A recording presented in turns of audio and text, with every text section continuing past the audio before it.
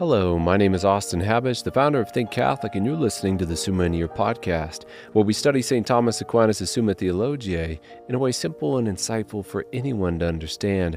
The Summa podcast is brought to you by Think Catholic. Taking 2 questions of the Summa a day, we'll seek to summarize St. Thomas's responses, discovering the brilliance of Aquinas and his Catholic faith. This is day 44.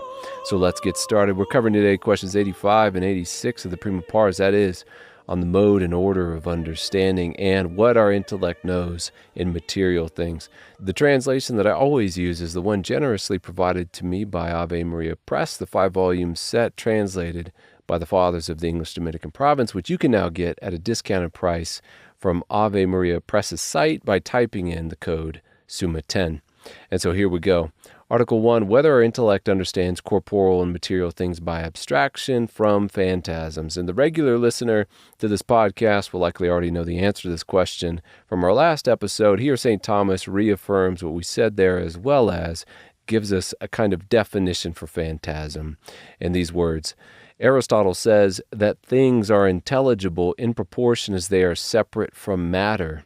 Therefore, material things must needs be understood according as they are abstracted from matter and from material images, namely phantasms. Aquinas then goes on to say our cognition is in a way opposite of that of the angels. Angels know material things through something immaterial, either in themselves or in God. On the other hand, we know immaterial things through something material, sensed externally and internally, let's say with sight, external sense, and the imagination, internal sense, and then we abstract the general essence or form from that. St. Thomas beautifully articulates how this process in us is kind of a middle place between the angels and brute beasts. He writes, "The human intellect holds a middle place, for it is not the act of an organ, yet it is a power of the soul, which is the form of the body. Therefore it is proper for it to know a form, or essence, nature, existing individually in corporeal matter, but to know what is in individual matter, not as existing in such matter, is to abstract the form from individual matter, which is represented by the phantasms." Article 2, whether the intelligible species abstracted from the phantasm is related to our intellect as that which is understood. When you know what a dog is it the dog out there that you know, or is it just the abstracted essence in your head that you know? And this might sound like splitting hairs, but certainty in the sciences is contingent upon how we answer this article. If what you understand in abstracting the essence of things is just the abstraction, without any real essential connection to the world, then how could we have any confidence in our knowledge of the external world? Aquinas says, although it is true that we know what a dog is by abstracting the essence or form of it, and it is then that form which informs the mind, because the form informing the mind and informing the material of the dog out in the world are essentially the same. That's the key word for us here. Though they are not numerically the same, the essential connection between them is what allows us to have confidence in our knowledge of the external world, so that we can truly say what I understand is the dog, the nature of dogs out in the external world, but how or by which I am able to understand it is by the essentially identical likeness of that nature which I have abstracted and is currently informing my mind. Important article, and in answer to it, Aquinas writes, therefore the intelligible species is not what is actually understood, but that by which the intellect understands. Article 3, whether the more universal is first in our intellectual cognition. Do we go from a more general knowledge of the thing to a later, better distinct and distinguished knowledge of that thing? Aquinas answers in the affirmative. If I had never met another human being before, and one was walking towards me, I would first understand something general about this thing, that it is an animal. And then when I began to witness it pray or philosophize or use conceptual language, I would realize it is a rational animal and therefore human. I would move from knowledge of the more general or universal nature of the thing animal to the specific nature of this specific thing, namely human. But as regards the senses, it's the other way around. I have to go from sensed particular things before I can then understand the more general nature shared among them. I have to see many different particular triangles before I can get what a triangle is, or the general form or essence. Aquinas summarizes this difference between knowing and sensing in these words. We must therefore conclude that knowledge of the singular and individual is prior as regards us to the knowledge of the universal, as sensible knowledge is prior to intellectual knowledge. But in both sense and intellect, the knowledge of the more common precedes the knowledge of the less common. Article 4, whether we can understand many things at the same time. It depends. We cannot think about monkeys and dogs in the same instant because we understand by the mind being informed by some particular essence.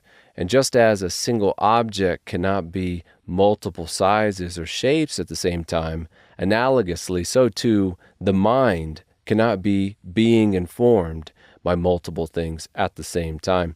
However, if within the one thing understood, many others are virtually included within it, then yes, we can say that we understand many things at the same time. So we cannot be understanding dogs and monkeys in the same instance, but we could, in understanding what an animal is, be said to also understand dogs and monkeys insofar as they are both animals.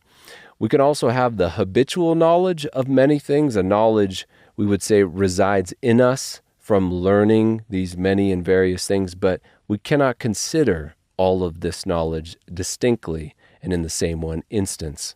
In contrast to us, God understands everything, and understanding the one thing himself, which everything, whether actual or potential, must find its origin and thus be included in some preeminent and perfectly simple way.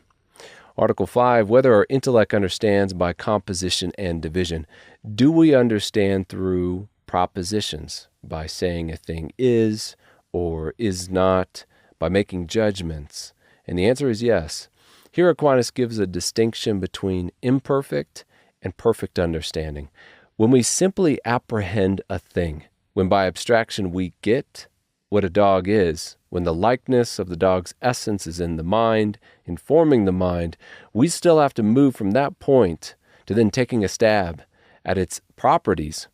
We do this by forming judgments, like the dog is a four-legged animal, or the dog is not able to fly. This formation of is and is not judgments in the mind is what we mean by composition and division. The former belongs to composition, saying a thing is something, and the latter belongs to division, saying a thing is not something. It is through this process that we move to a more detailed understanding of things by composition and division of its properties. As Aquinas says, the human intellect does not acquire perfect knowledge by the first act of apprehension, but it first apprehends something about its object, such as its essence, and this is its first and proper object, and then it understands the properties, accidents, and the various relations of the essence. Thus, it necessarily compares one thing with another by composition or division, and from one composition and division it proceeds to another, which is the process of reasoning. And we have to do that because we are on the lowest rung of the proverbial intellectual ladder. Angels and God do not require this process, as St. Thomas says, but the angelic and divine intellect, like all incorruptible things, have their perfection at once from the beginning. Hence, the angelic and the divine intellect have the entire knowledge of a thing at once and perfectly, and hence also in knowing the essence of a thing, they know at once whatever we can know by composition, division, and reasoning. Article 6, whether the intellect can be false. Here St. Thomas gives a pretty easy to grasp and very well explained response, so I think it's actually best we simply quote him here. He writes, Aristotle compares intellect with sense on this point, for sense is not deceived in its proper object as sight in regard to color. Sense, however, may be deceived as regards common sensible objects as size or figure, when, for example, it judges the sun to be only a foot in diameter, whereas in reality it exceeds the earth in size. Now, the proper object of the intellect is the essence of a material thing, and hence, properly speaking, the intellect is not at fault concerning this essence, whereas it may go astray as regards the surroundings of the thing in its essence, and referring one thing to another as regards composition or division, or also in the process of reasoning. Therefore, also, in regard to those propositions which are understood, the intellect cannot err, as in the case of first principles from which arises infallible truth in the certitude of scientific conclusions. So sight is never wrong in its simple reception of the color, of course, unless there's a damaged organ here in this case. But just like the mind in the reception of the essence of things, but both sight and the mind can be wrong in moving from that point to other knowledge surrounding or related to what it has simply received. Article 7, whether one person can understand one and the same thing better than another can. Can one person get what a dog is better than someone else? St. Thomas responds bluntly.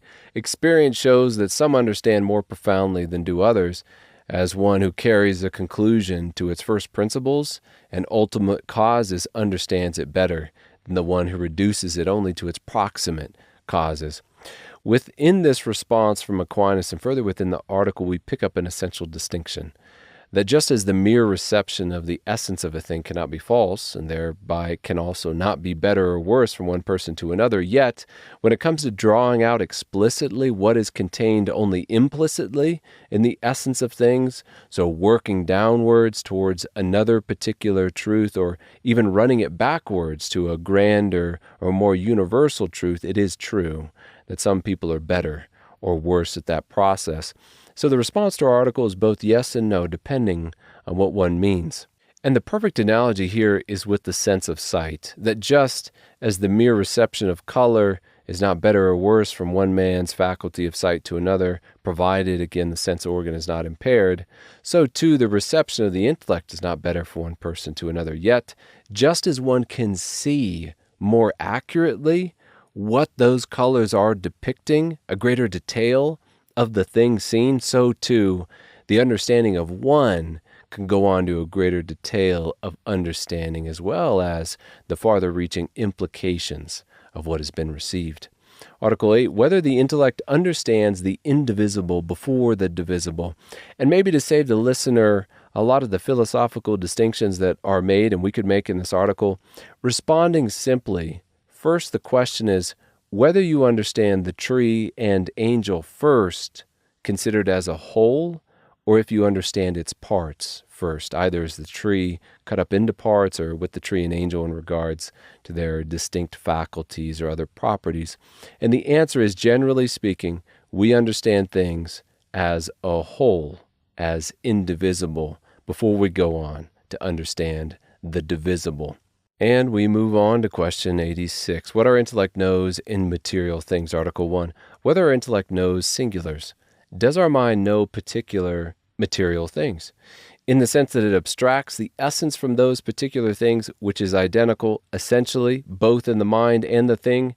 Yes. But if we ask, does the intellect understand that essence as existing in this particular constrained material way, in this particular material thing, we have to say not directly, but through the aid of the senses, sensing the particular thing.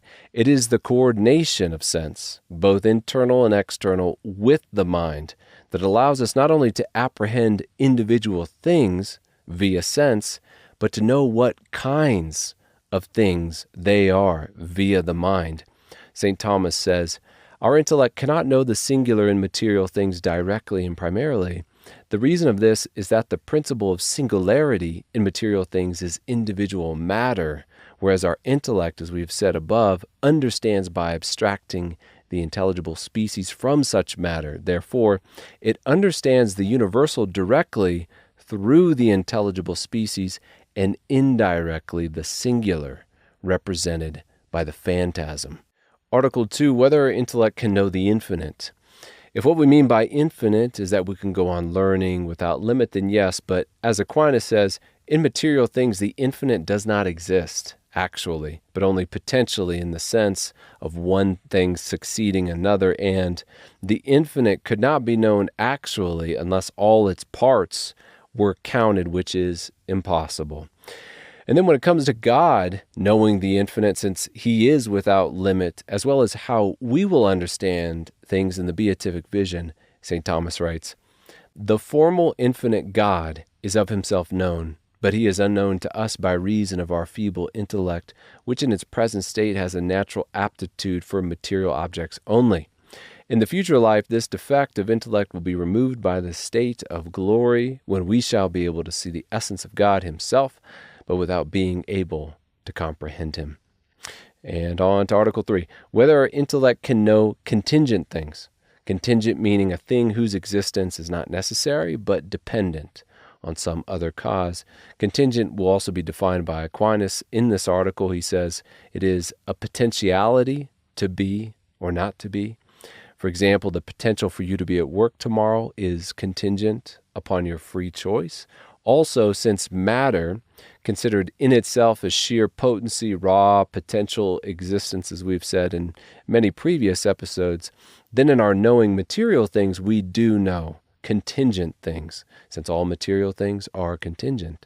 Moreover, insofar as we understand the form or essence of things, we also understand necessary things, such as the essence of man, which makes it necessary that he be a rational animal, or the essence of a triangle, from which it follows necessarily that its angles add up to 180 degrees. St. Thomas brings these two considerations together in the following words: the contingent, considered as such, is known directly by sense and indirectly by the intellect, while the universal and necessary principles of contingent things are known only by the intellect. Article 4, whether our intellect can know the future. St. Thomas provides the proper distinction in this article in writing, "Speaking of the knowledge of the future in a general way, we must observe that the future may be known in two ways, either in itself or in its cause. To know the future in itself is to know it as present, which is only in God, whom all things past, present, and future are known as present before him. But for us, we can know future things not by knowing them in themselves, but in knowing them in their relationship between cause and effect. So I know that in the future my phone will fall onto the floor if I now decide to throw it onto the floor. This would be a knowledge of the future through knowledge of certain causes and effects and their relationship.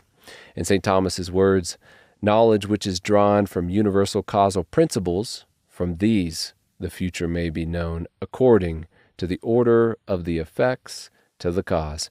Which brings us to the end of day 44, having covered questions 85 and 86 of the Prima Pars, that is, on the mode and order of understanding and what our intellect knows in material things. My name is Austin Habish with Think Catholic, and I cannot wait to see you tomorrow.